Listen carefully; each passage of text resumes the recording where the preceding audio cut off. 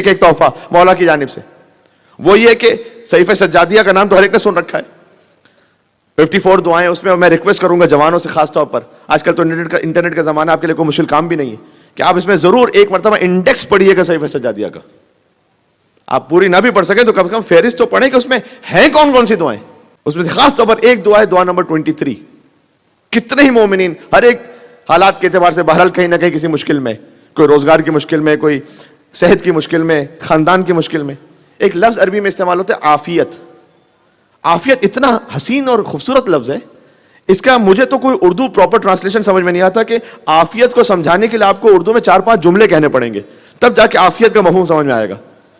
انگریزی میں جس کو کہہ سکتے ہیں ویل بینگ, یعنی ہر شے کے لیے خیر, ایمان کے لیے, صحت سلامتی کے لیے, اور اولاد کے لیے, روزگار کے لیے, اس کو کہتے ہیں عافیت.